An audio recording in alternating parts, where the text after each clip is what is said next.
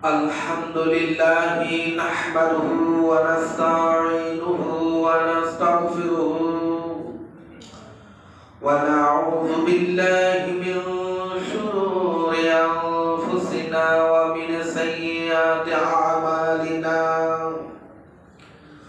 man yahdihillahu fala mudilla lahu wa man yudlilhu fala hadiya lahu ونشهد أن لا إله إلا الله وحده لا شريك له ونشهد أن سيدنا ونبينا ومولانا محمدا عبده ورسوله الذي أرسله بالحق بشيرا ونذيرا وداعيا إلى الله بإذنه وسراجا منيرا أما بعد فقد قال الله تعالى في كلامه المجيد والفرقان الحميد أعوذ بالله من الشيطان الرجيم بسم الله الرحمن الرحيم إن الله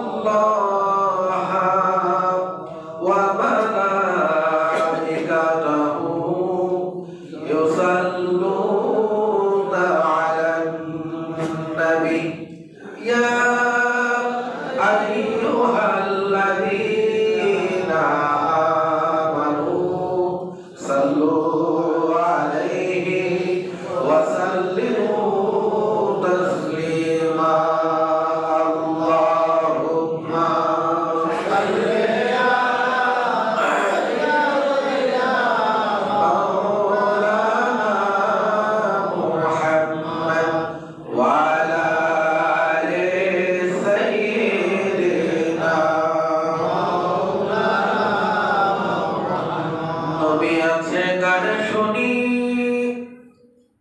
জীবনে নবী দেখলাম না দয়া করে তৌফিক দিও যাইতাম সোনার মদিনা আল্লাহুম্মা সাল্লি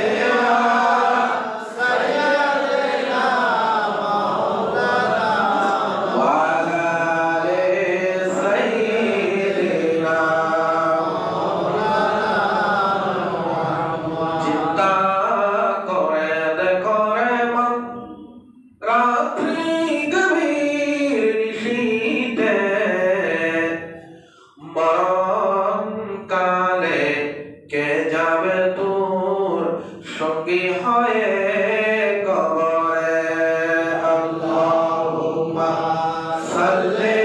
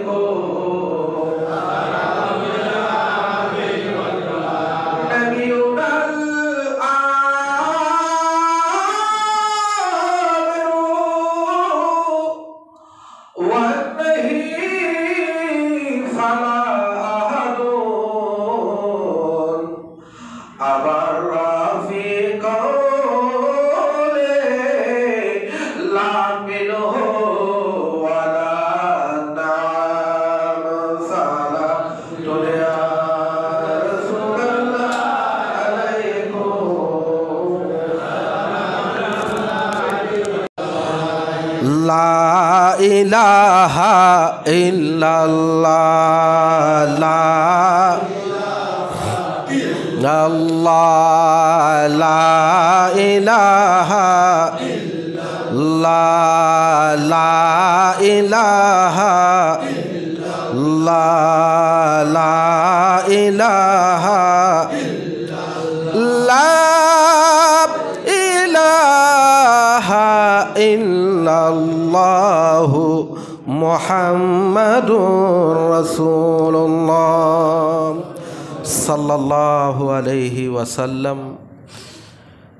পবিত্র হারাম মাস, সম্মানিত মাস মাহে রজবের আজকের প্রথম জুমায় আগত সমবেত মুসাল্লিয়ানে কেরাম, হাজি সাহাবান, মুরব্বী বাবারা, যুবক ভাইরা, আসসালামু আলাইকুম ওয়া রাহমাতুল্লাহি ওয়া বারাকাতুহু। মহান আল্লাহর আজিম শান দরবারে লাখ কোটি শুকরিয়া আদায় করছি, যা রাব্বুল ইজ্জত ওয়াল জালাল আমাদেরকে আজকের এই জুমার নামাজে অংশগ্রহণ করার তৌফিক দিয়েছেন। সে মহান মনিবের দরবারে আমরা সবাই বলি আলহামদুলিল্লাহ।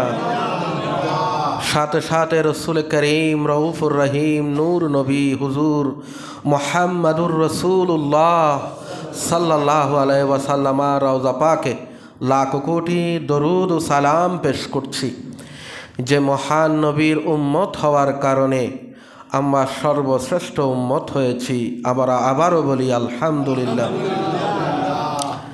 আমাদের ধারাবাহিক আলোচনার আজকের চতুর্থ পর্ব শুরু হচ্ছে ইমানের শাখা প্রশাখা। আমরা গত জুমার মধ্যে 51 নাম্বার পর্যন্ত শেষ করেছি। 52 নাম্বার ইমানের শাখা হচ্ছে যে সৎ কাজের দিকে মানুষকে ডাকা, ভালো কাজের দিকে মানুষকে ডাকা, সৎ কাজের আদেশ দেওয়া, অন্যায় কাজ নিষেধ করা, অন্যায় কাজে বন্ধ করা। এটা হচ্ছে ইমানের 52 নাম্বার শাখা। আমরা নিজেদেরকে গবেষণা করি, আসলে আমরা কি এতটুকুন কাজ করছি কিনা, আমরা অন্যকে নামাজের দাওয়াত দিচ্ছি কিনা। আমি যে আসলাম, আমি কয়জন মানুষকে এই সপ্তাহে নামাজের দাওয়াতি কাজ করেছি, নামাজ পড়ার জন্য বলেছি। এইটুকুন যদি আপনি নিজেকে নিজে গবেষণা করেন, দেখবেন যে জিরো। আসলে আমি কাউকে দাওয়াত, ইভেন আমার ঘরেও আমি দাওয়াতি কাজ করছি না, আমার ছেলে মেয়ে আত্মীয় স্বজন। এটা যদি আমরা না করি তাহলে এটা করবেটা কে? এটা করবে কে? এটা আমাদেরকেই তো করতে হবে। আমার ঘর আমাকেই ঠিক করতে হবে। আল্লাহ পাক বলেন কি, ওয়ালতাকুম মিনকুম উম্মাতুন ইয়াদউনা ইলাল খাইর। তোমাদের মধ্যে একটা দল হওয়া উচিত, একটা সংগঠন হওয়া উচিত, একটা কাফেলা হওয়া উচিত। তারা কি করবে? ওয়ায়ামুরুনা বিল মারুফি ওয়ায়ানহাউনা আনিল মুনকার। যারা মানুষকে ভালো কাজের দিকে ডাকবে, আহ্বান করবে, ওয়ায়ানহাউনা আনিল মুনকার, এবং অন্যায় কাজে নিষেধ করবে, অন্যায় কাজে বাধা দিবে। তারা কি করবে? আল্লাহ পাক বলেন ওয়া উলাইকা হুমুল মুফলিহুন। যারা এই কাজটুকুন করবে, এই দুইটা কর্মসূচি যাদের আছে, যেই দলের, যেই কাফেলার, যেই সংগঠনের, যেই জাতির, যেই দেশের, এই দুইটা কর্মসূচি যাদের আছে, ভালো কাজের দিকে ডাকা, অন্যায় কাজ বন্ধ করা, আমার আল্লাহ বলেন ওয়া উলাইকা হুমুল মুফলিহুন। এরাই সফল কাম, এরাই সফল, এরাই আল্লাহর কাছে মকবুল, এরাই দুনিয়াতে সম্মানিত হবে, ওরা আখিরাতে সম্মানিত হবে। এই কাজটা নবীদের কাজ। বলেন কাদের কাজ? নবী রসুলদের কাজ করতেছেন আপনি। নবীরা এই কাজটাই করেছে দুনিয়াতে। আপনি যখন এই কাজটা করবেন, আপনি নবীদের উত্তরসূরি, আপনি নবীদের ওয়ারিস। এই জন্য আল উলামা ওয়ারাসাতুল আম্বিয়া বলা হয়। আলেম ওলামা, পীর, মাশায়েখ, খতিব, ইমাম যারা আছে, তারা নবীদের ওয়ারিস। কেন? নবীরা যে কাজ করেছে তাদের কাজ হচ্ছে নবীদের কাজ করা। এই জন্য নবীদের উত্তরসূরি আমরা। প্রিয় হাজরিন, কুনতুম খায়রা উম্মাহ, আল্লাহ পাক বলেছেন তোমরাই হচ্ছে শ্রেষ্ঠ উম্মত। আমাদেরকে আল্লাহ পাক শ্রেষ্ঠতম আসনে আসীন করেছেন। আমাদের পদবী মর্যাদা অনেক বড়।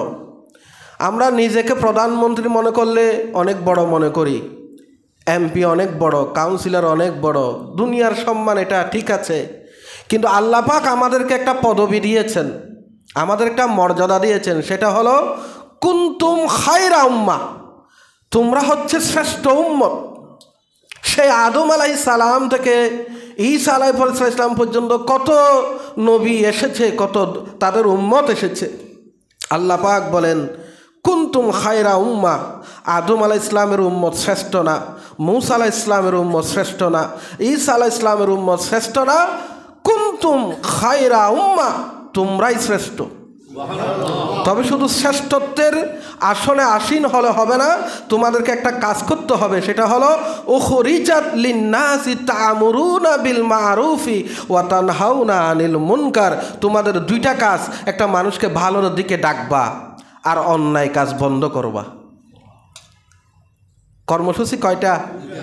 এখানে কি ডিগ্রি, অনার্স, মাস্টার্স পাস করতে হবে? আপনাকে ইমাম খতিব হতে হবে? হ্যাঁ, ওই জায়গায় আসলে আপনি বেশি কাজ করতে পারবেন, কিন্তু আপনিও তো আপনার জায়গায় এই কাজটা করতে পারেন, ঠিক কি না? আমরা প্রত্যেকে আপন আপন জায়গায় এই দাওয়াতি কাজ করতে পারি। দাওয়াতি কাজ যত বাড়াবো সমাজ তত ভালো হবে, সমাজ তত দামি হবে, সমাজের মানুষ তত ভালো হবে। প্রিয় হাজিরিন, এই দুইটা কর্মসূচি যদি না থাকে, কিন্তু আপনি পদবি নিয়ে বসে আছেন, তাহলে এই পদবীর জন্য আল্লাহর কাছে দায়িত্ব অবহেলার কারণে আল্লাহর কাছে জবাবদিহি করতে হবে, ঠিক কি না? একজন কাউন্সিলর, একজন এমপি, ওনার দায়িত্ব আছে না? উনি শুধু এমপি হয়ে বসে থাকলে সমাজ নিয়ে ওনার যে সীমানা, তার ওই সীমানা তার জনগণ নিয়ে যদি চিন্তা না করে, তিনি যদি শুধু পথটা নিয়ে বসে আছে, সমালোচনার শিকার হবে এবং 5 বছর থাকবে, আগামী 5 বছর আসার আর কোনো সম্ভাবনা নাই। ঠিক তেমনিভাবে আমরা যারা কুনতুম খায়রা উম্মাহ, শ্রেষ্ঠ উম্মতের লকব নিয়ে আসছি, আমাদেরও কিছু কাজ আছে না নেই? কয়টা কাজ?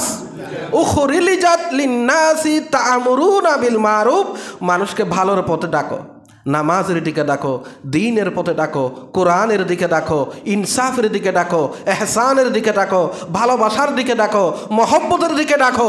মানুষের মাঝে তুমি মহব্বতটা ছড়িয়ে দাও, আর ঘৃণা, বিদ্বেষ, অহংকার, মদ, জুয়া, শরাব, যত ধরনের সামাজিক অসামাজিক কাজ আছে, তোমার হাতে যে ক্ষমতা আছে সেই ক্ষমতা তুমি ব্যবহার করো।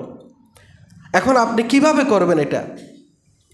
নবীজি বলেন, হাদিস শরীফ আসুন, আল্লাহ রসুল বলেন তুমি কিভাবে করবা?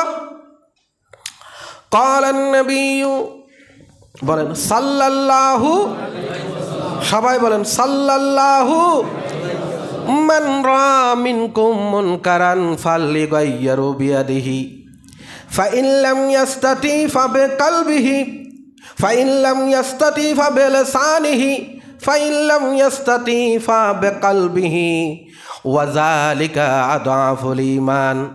আল্লাহর হাবিব বলেন, তুমি যদি তোমার সমাজে, তোমার ঘরে, তোমার প্রতিবেশী, আশেপাশে কোনো যদি অন্যায় কাজ করতে দেখো, তুমি সেটা হাত দিয়ে বাধা দাও। তোমার একটা হাতের ক্ষমতা আছে,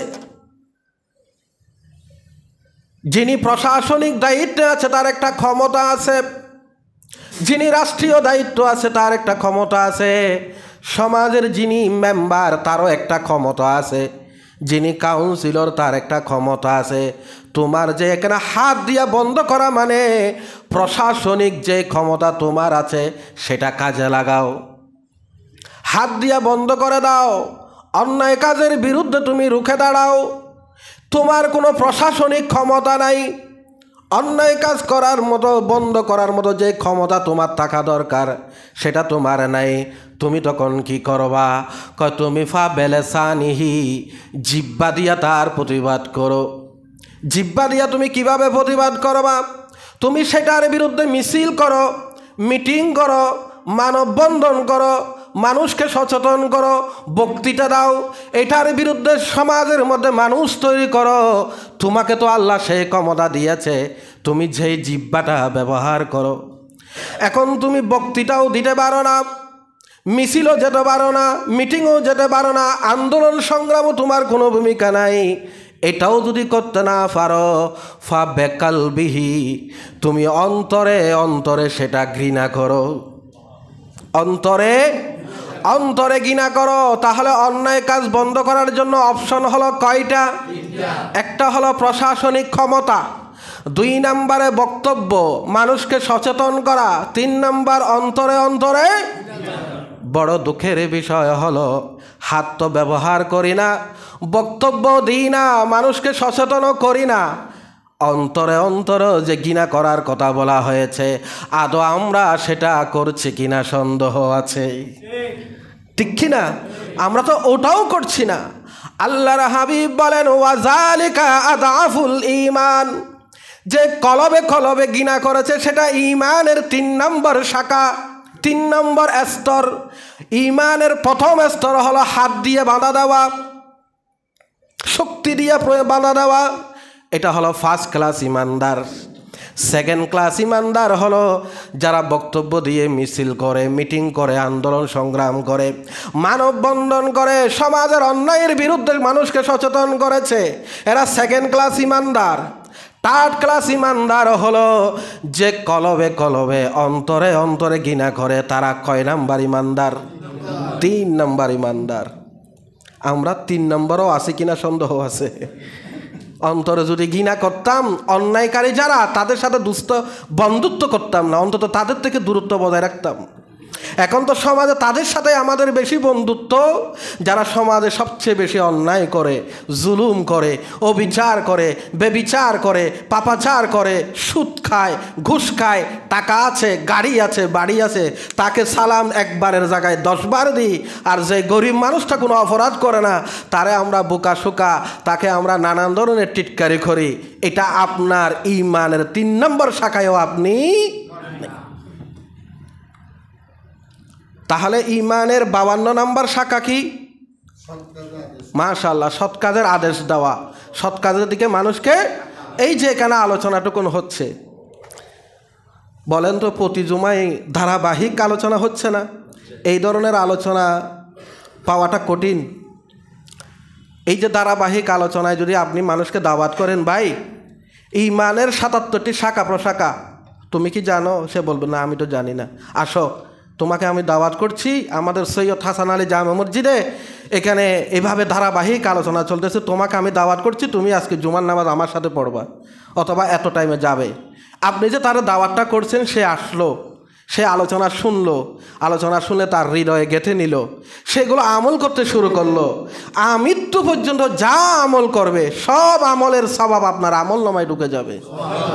আবার তাকে কম দিবে না, তাকে কম দিবে না, তারটা তাকে দিবে, আপনারটা আপনার অ্যাকাউন্টে ঢুকে যাবে। আবার ওই ভাইটা যত দাওয়াতি কাজ করবে ওইগুলোর সওয়াবও আপনার অ্যাকাউন্টে ঢুকবে। একদিকে আপনার সওয়াবের অ্যাকাউন্ট ভারী হচ্ছে, অন্যদিকে সমাজের মানুষ ভালো হচ্ছে।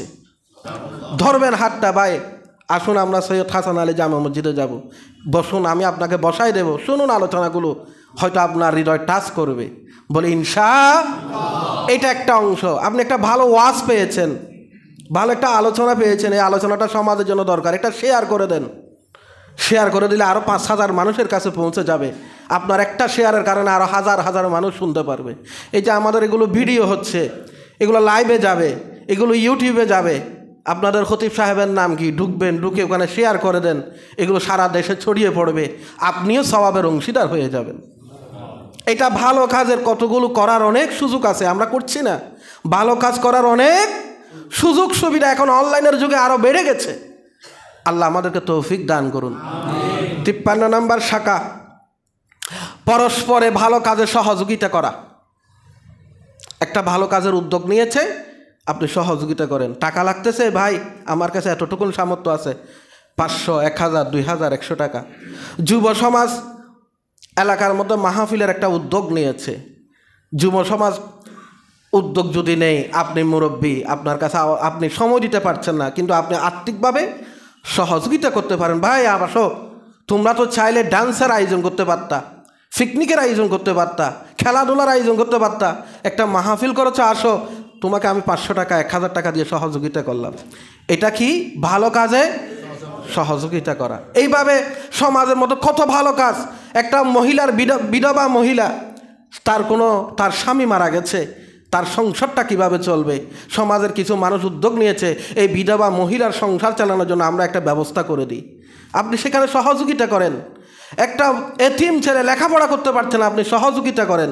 যারা উদ্যোগ নিয়েছে তাদেরকে সহযোগিতা করেছেন। একজন ক্যান্সারের রোগী, তার চিকিৎসার পয়সা নেই, কিছু মানুষ উদ্যোগ নিয়েছে, আপনি তাকে সহযোগিতা করেন। এই হচ্ছে ভালো কাজে সহযোগিতা করা।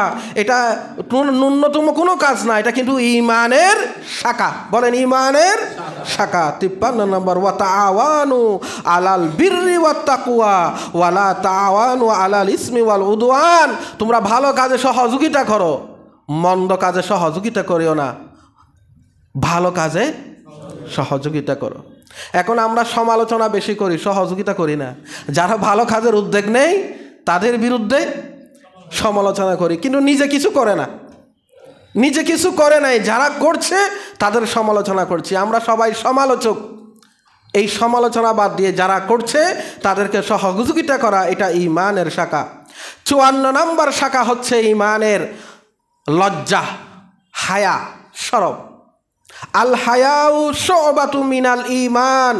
নবীজি বলেন হায়া, শরম, লজ্জা এটা ঈমানের শাখা। যার কাছে লজ্জা আছে তার কাছে ঈমান আছে।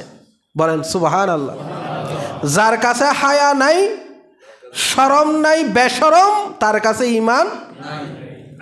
বলেন আজকের আমাদের যারা নারী সমাজ, অধিকাংশ নারী সমাজ এখন বেশরম, বেহায়া। লজ্জাশীলতা হচ্ছে নারীর ভূষণ। নারীর আসল পর্দাটাই হলো কি? লজ্জা, সৌন্দর্য না। নারীর আসল ভূষণ হচ্ছে কি? লজ্জা। লজ্জা থাকলে তো পর্দা চলে আসবে। চুলগুলো এলোমেলো, বুকে ওড়না নাই, জিন্সের প্যান্ট পরে, শার্ট পরে, টি শার্ট পরে সে ঘর থেকে বের হয়ে যাচ্ছে। মনে করছে সমাজের মানুষ তাকে খুব স্মার্ট তরুণী বলছে, খুব আধুনিক হয়ে গেছে সে। সে আধুনিকতার ছোঁয়ার বাতাস তার গায়ে লেগেছে, বাতাসের কারণে সব কিছু সে খুলে ঘর থেকে বের হয়ে যাচ্ছে। নবীজি বলেন তার উপর আল্লাহর লানত, তার উপরে ফেরেশতাদের উপরে লানত। যতক্ষণ ওই মহিলা এভাবে বেরিয়েছিল তার সাথে আশেপাশে রহমতের ফেরেশতা নাই। একজন মানুষ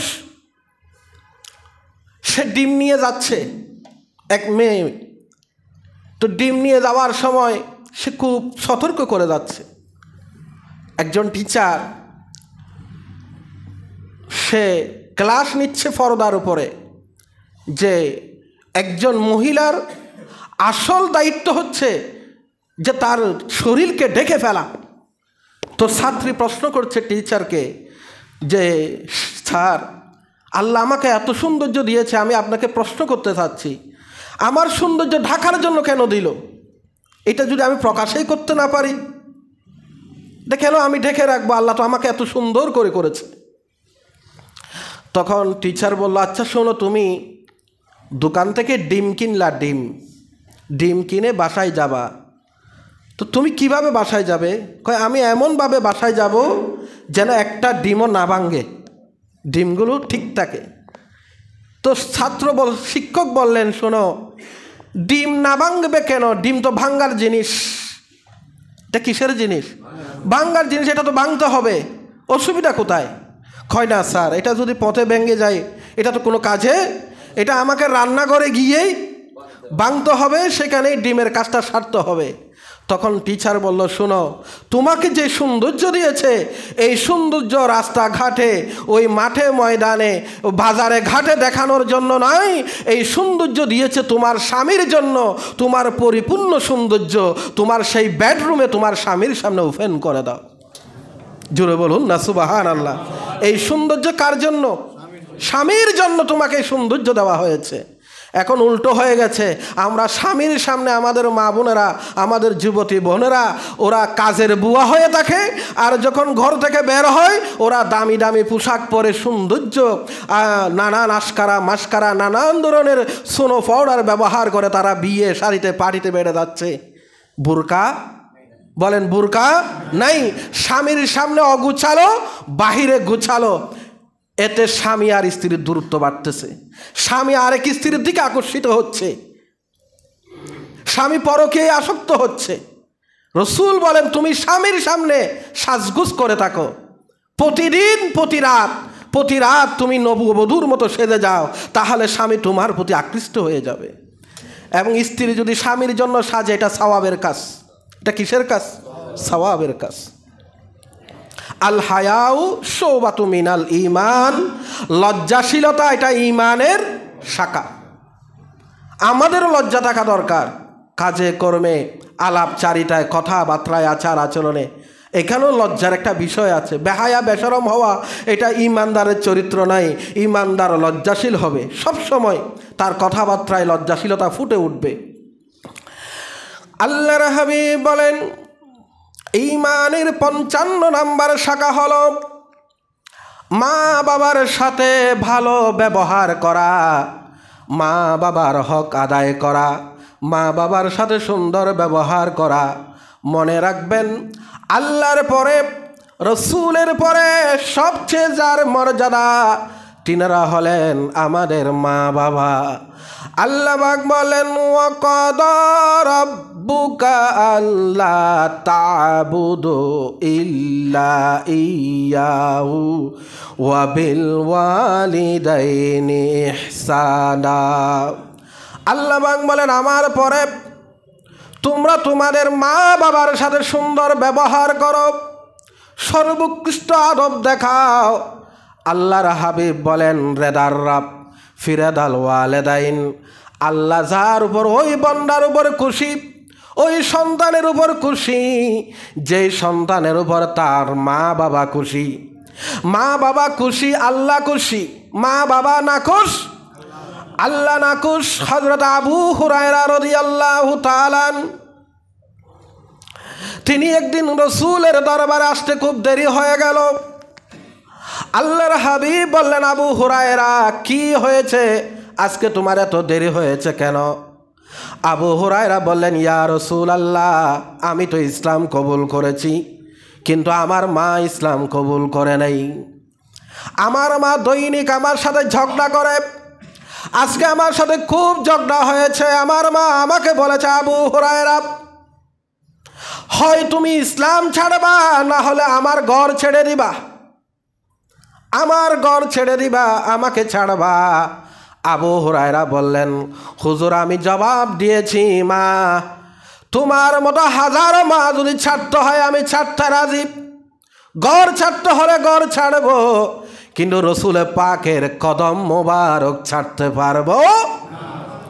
আমার মার সাথে আমার খুব ঝগড়া হয়েছে, এই কারণে আপনার কাছে আসতে আমার বিলম্ব হয়েছে।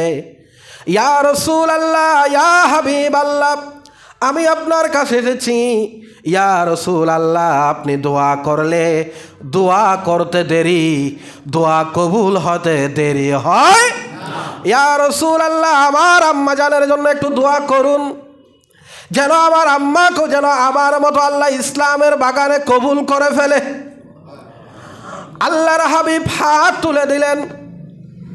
হযরত আবু হুরায়রা দৌড়াতে লাগলেন, সাহাবায়ে কেরাম ওনাকে পিছন থেকে ধরলেন। ও আবু হুরায়রা, এভাবে তুমি দৌড়াচ্ছ কেন?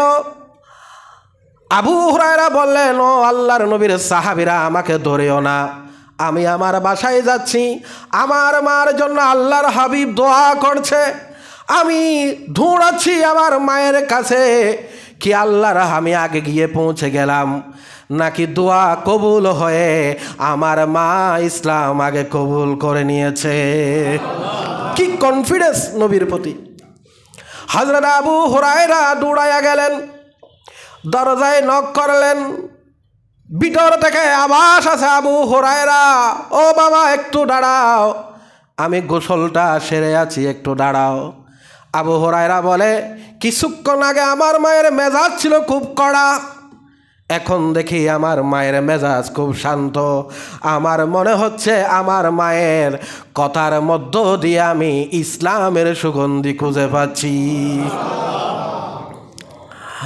দরজা খোলা দিল। আবু হুরায়রাকে বলেন, বাবারে তুমি চলে যাওয়ার পরে আমি অনেক চিন্তা করেছি, তুমি ইসলাম কবুল করার আগে ছিল একরকম, ইসলাম কবুল করার পরে তুমি হয়ে গেলা অন্যরকম।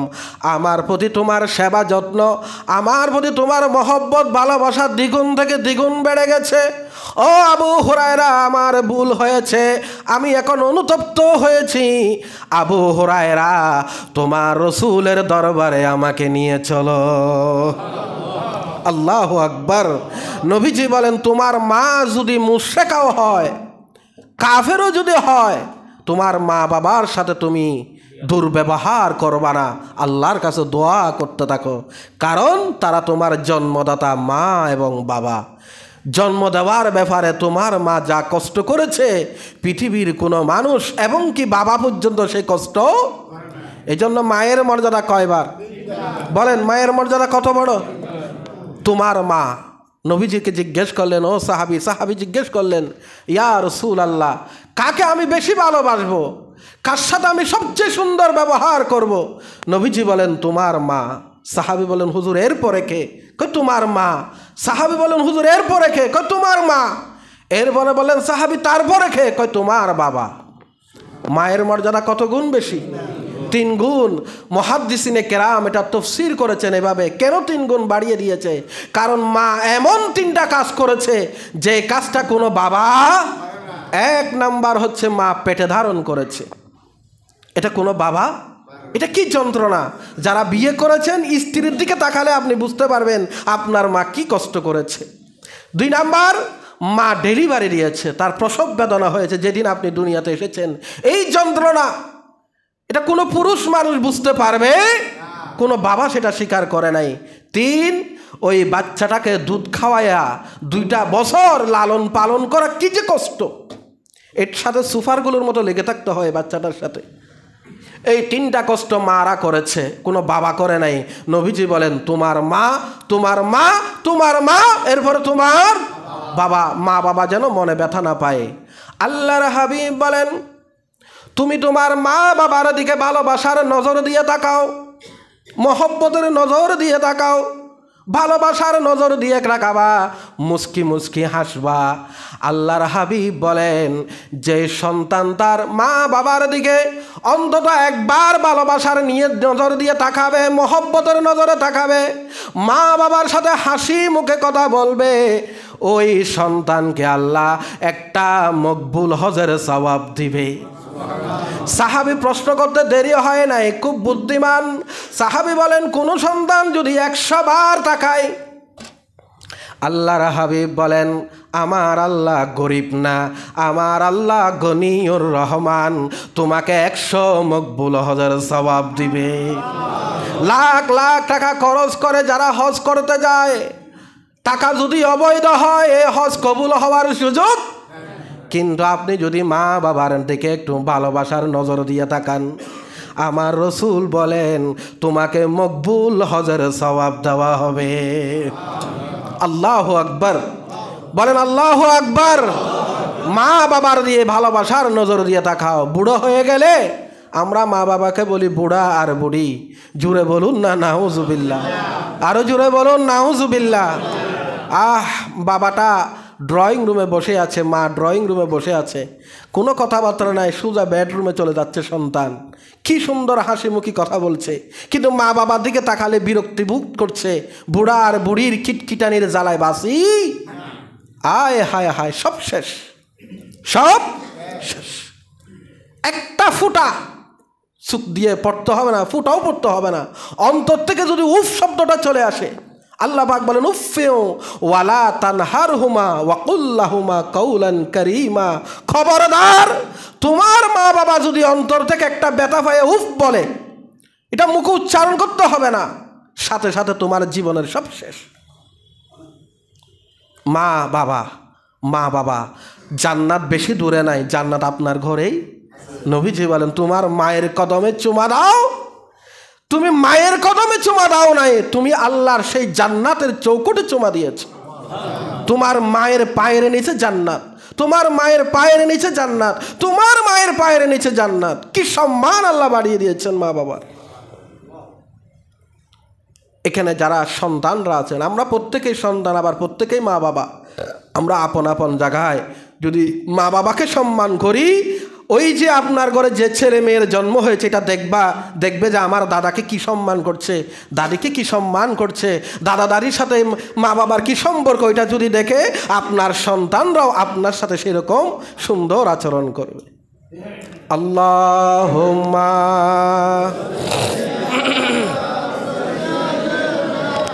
মাওলানা মুহাম্মদ ওয়ালা আলে সাইয়্যিদিনা। কোথায় আবু বকর, কোথায় ওমর, কোথায় উসমান, হে আলী, তোমাদের বিরহে আজকে ইসলাম মদিনার বুকে যায় গো চলে। আল্লাহুম্মা সাল্লি আলা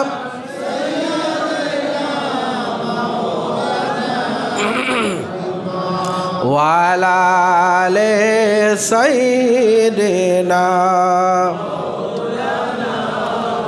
আল্লামা ইমাম বাইহাকি শুআবুল ঈমানের ভিতরে ঈমানের 56 নম্বর শাখা এনেছেন। আত্মীয়তার সাথে সুন্দর সম্পর্ক রাখো, আত্মীয়তার সঙ্গে সম্পর্ক কাট করে দিও না। এখন সমাজে দেখা যায় যে সব আত্মীয় স্বজন ধনী হয়ে যায়, তারা গরিব আত্মীয়দের সাথে আর সম্পর্ক রাখে না, ওনার সামাজিক স্ট্যাটাস নষ্ট হয়ে যাবে। আল্লাহর হাবিব বলেন, যদি হায়াত বাড়াতে চাও আর রিজিক যদি বৃদ্ধি করতে চাও, দোয়া যদি কবুল করতে চাও, তোমার আত্মীয় স্বজনের সাথে সম্পর্ক ভালো রাখো। সুবহানাল্লাহ। আত্মীয়তার বন্ধন ঠিক রাখবা। ধনী হোক গরিব হোক, সাদা হোক কালো হোক, তোমার আত্মীয়তার সাথে তোমার বন্ধুত্ব ঠিক রাখবা, আত্মীয়তা ঠিক রাখবা। বোন বিয়ে দেওয়ার পরে আর খোঁজ খবর নেয় না। সবচেয়ে বেশি অধপতনের শিকার হয় ফুফু। কে? ফুফুর সাথে আর সম্পর্ক রাখে না। এটা হলো আমার রসুল বলেন, আত্মীয়তার সম্পর্ক যারা কাট করে দেয়, সবে বরাতের রাতেও তাদের দোয়া কবুল হবে। আমার বাবারা ভাইয়েরা, 57 নম্বর ঈমানের শাখা হলো চরিত্রবান হওয়া, সুন্দর চরিত্রবান হওয়া। যার চরিত্র সুন্দর, আমার আল্লাহর কাছে তার মর্যাদা বেশি। আমরা যে রসুলের উম্মত, যে হাবিবে পাকের উম্মত, আমার আল্লাহ নিজেই রসুল পাকের চারিত্রিক সার্টিফিকেট দিয়েছেন, ইন্নাকা লাআলা খুলুকিন আযীম। ইয়া রসুল আল্লাহ, আপনার মহান চরিত্রের অধিকারী, আপনি সুমহান চরিত্রের অধিকারী। আমার রসুল জীবনে কোনোদিন মিথ্যা কথা বলেন নাই, ওয়াদা ভঙ্গ করেন নাই, কারো মাল জবরদস্তি করে ভক্ষণ করেন নাই। আল্লাহর হাবিবের সার্টিফিকেট শুধু আল্লাহ পাক দেয় নাই, বরং মক্কার কাফেররা রসুলকে বলেছেন আল আমিন। আবু জেহেল, আবুল আহাব, উতবা, সাইবারা পর্যন্ত নবিকা সাদিক বলেছেন, আল আমিন বলেছেন। কুরআন আসার কারণে তাদের যখন দেব দেবীর বিরুদ্ধে তিনি তখন আন্দোলন শুরু করলেন, এরপরে ইচ্ছাকৃতভাবে তাকে মৃত্যুক বলেছেন। না হয় কোরআন আসার আগ পর্যন্ত নবী ছিলেন তাদের কাছে আল আমিন। আমরা সেই আল আমিনের উম্মত, আমরা সেই সাদিকের উম্মত। আমাদের চলাফেরা, আমাদের উঠা বসা, আমাদের লেনদেন, আমাদের ব্যবসা বাণিজ্য, আমাদের চাকরি বাকরি, সব কিছুর মধ্যে রসুল পাকের সুমহান আদর্শ ফুটে উঠতে হবে। এটা হচ্ছে ঈমানের 57 নম্বর শাখা। 58 নম্বর শাখা হলো অধীনস্থ যারা, আপনার ফ্যাক্টরিতে যারা কাজ করে, ঘরে যারা কাজ করে, দোকানে যারা কাজ করে, তাদের সাথে সুন্দর ব্যবহার করবেন। আমরা অনেকে তুই তুকারে করি, মারধর করি, যখন তখন যা তা বলে ফেলি। আমার রসুল বলেন, না, এরকম করা যাবে না। যেটা তোমার সন্তানের বয়সী, তাকে সন্তানের মতো আচরণ করো। যে তোমার ভাইয়ের মতো, ভাইয়ের মতো আচরণ করো। যিনি বয়সে বাবার মতো, তার সাথে বাবার মতো সুন্দর আচরণ করো। কেন তুমি এরকম আচরণ করছো? আরে দোকানে যদি সে শ্রম না দেয়, তোমার দোকান চলবে কিভাবে? তোমার ফ্যাক্টরি চলবে কিভাবে, তোমার বিল্ডিং নির্মাণ হবে কিভাবে। তারাও মানুষ, তুমিও মানুষ। তোমাকে মালিক বানিয়েছি, তাকে কর্মচারী বানিয়েছি, কিন্তু আমি আল্লাহ চাইলে আগামীকাল মালিকের চেয়ার তো ওকে দিয়ে দিতে পারি, আর ওকে তোমাকে মালিকের চেয়ার দিতে পারি, আর তোমাকে কর্মচারীর চেয়ার দিতে পারি। এই ক্ষমতা কার আছে? তো জোরে বলেন, কার আছে? অহংকার করবা না। তোমাকে মালিক বানিয়েছি, অহংকার করছো, আগামীকাল তোমাকে কর্মচারী বানিয়ে দিতে পারি, রাস্তার ফকির বানিয়ে দিতে পারি। আর মালিকদের হক আদায় করা। 59 নাম্বার হচ্ছে মালিকের হক, কর্মচারীর উচিত মালিকের হক আদায় করা। এটাই দোকানটা আমার মালিকের, এখান থেকে আমার রিজিক আসতেছে, এই ফ্যাক্টরি আমার মালিকের, এটা রিজিক আসতেছে। আপনাকে মনে করতে হবে দোকান আমার মালিকের না, দোকান আমার, দোকান ফ্যাক্টরি আমার, ইন্ডাস্ট্রি আমার, কারখানা আমার। আমার হলে যেভাবে আপনি দোকানটা চাইবেন ঠিক তেমনিভাবে আপনাকে সেটা ভাবতে হবে। এখান থেকে আমার একটা রিজিকের ব্যবস্থা হচ্ছে। সর্বোচ্চ ত্যাগ স্বীকার করবেন মালিকের হক আদায় করার জন্য। মালিক নামাজ পড়তে পাঠিয়েছে জোহরের নামাজ, এখন উনি জোহরের নামাজ পড়তে এসে সুন্নতে মুআক্কাদা ফরজ আর 2 রাকাত সুন্নতে মুআক্কাদা পড়ে আপনি চলে যাবেন, কিন্তু আপনি নফল পড়তেছেন, জিকির আজকার করতে করতে, দরুদ শরীফ সালাতুল সালাম পড়তে পড়তে আপনি সেখানে 15 মিনিটের নামাজ আপনি 1 ঘন্টা করে ফেলেছেন। আপনি মালিকের হক নষ্ট করেছেন। এখানে ততটুকুন নামাজ পড়বেন, শুধু ফরজ এবং সুন্নত। আপনি ফ্রি আছেন, এখন ডিউটিটা নাই, আপনি আপনার ইচ্ছে মোতাবেক আল্লাহর ইবাদত করুন। জোরে বলুন না সুবহানাল্লাহ। কত টাকা বললাম? 59। এতটুকুতে শেষ করি, আগামী জুমা থেকে বাকিটুকু আদায় করব। একটু বসেন। কতটুকু শেষ করলাম? না 59, আগামী জুমা থেকে 60 শুরু হবে ইনশাল্লাহ। এই মাসটা হলো মাহে রজবুল মুরাজ্জব। 12 মাসের 4টা মাস খুব সম্মানিত। একটা হলো রজব, আরেকটা হলো মুহররম, আরেকটা কি, আরেকটা হলো জিলকদ, জিলহজ। এই 4টা মাস মহা সম্মানিত। বছরের সমস্ত মাসগুলো আল্লাহ দিয়েছেন, কিন্তু আল্লাহ এক একটা মাসের উপর এক একটা মাসকে কি করেছেন? সম্মানিত করেছেন। তন্মধ্যে বছরের মধ্যে 4টা মাসকে বিশেষ সম্মানিত করেছেন। ওই একটা মাস আমাদের কাছে সমাগত হয়েছে, সে মাসটার নাম কি? রজব। রজব এমন মহা সম্মানিত মাস। দেখেন, রজবের পরে আছে শাবান, শাবানের পরে কি? রজব মাসে আল্লাহ একটা বিশেষ রাত রেখেছেন, 2টা বিশেষ রাত। একটা হলো রজবের 1ম তারিখের রাত, আমরা সেটা হারিয়ে ফেলেছি। আরেকটা সামনে রাত আসতেছে শবে মেরাজের রাত। আল্লাহ শাবান মাসে রেখেছেন শবে বরাত, আর রমজান মাসে রেখেছেন, জুড়ে বলুন না, শবে কদর। আল্লাহর হাবিব বলেন রজব হচ্ছে আল্লাহর মাস। সব মাস আল্লাহর, কিন্তু আল্লাহর হাবিব বলেন রজব হচ্ছে আল্লাহর মাস। এই মসজিদটাও আল্লাহর। আবার মক্কা শরীফের সেই মসজিদে হারাম বাইতুল্লাহ, কাবাও কার? ওটা বাইতুল্লাহ কেন বলে? এটাও তো বাইতুল্লাহ, ওটাও বাইতুল্লাহ। ওটাকে বিশেষভাবে খাস করা হয়েছে ওটার মর্যাদা বাড়াবার জন্য। রজব মাস কার মাস? আল্লাহর হাবিব বলেন শাবান হলো আমি রসুলের মাস, আর আমার উম্মতের মাস হলো মাহে রমাদানুল মুবারক। অতএব রজব মাস যখন আসবে ইবাদতের বীজ বপন করো, ইবাদতের একটা চারা রোপণ করো। শাবান মাস যখন আসবে বেশি বেশি চোখের পানি ফেলো, বেশি বেশি রোজা রাখো, ওই গাছটাকে তুমি পরিচর্যা করো। আর মাহে রমজান যখন আসবে, রমজানে বেশি করে ইবাদত করে। ঈদুল ফিতর যেদিন আসবে, ঈদগাহের ময়দান আসবে, সেই দিন তুমি সার্টিফিকেট নিবা, ফসল খাটবা। সুবহানাল্লাহ। ইবাদতের বীজ বপনের মাস রজব মাস, শাবান মাস পানি দেওয়ার মাস, রমজান হলো ফসল কাটার মাস। আপনি যদি ইবাদতের বীজ বপন না করেন, শাবান মাসে পানি দিবেন কিভাবে? রমজান মাসে ফসল কাটবেন কিভাবে? নবীজি বলেন রজব মাস এসেছে, বর্ষাকালে মানুষ গাছ বপন করে, ঠিক কিনা? আর ইমানদার মানুষেরা ইবাদতের বীজ বপন করে রজব মাসে। এতদিন তো ইবাদত করেছেন, রজব মাস যখন ঢুকে গেছে আপনি কত ভাগ্যবান, কত মানুষ দুনিয়া থেকে বিদায় নিয়েছে, আল্লাহ আপনাকে রজব মাস দান করেছে। অতএব এটাকে আমরা অবহেলা করব না, অলসতা করব না। আগে যা ইবাদত করেছি, এখন ইবাদতের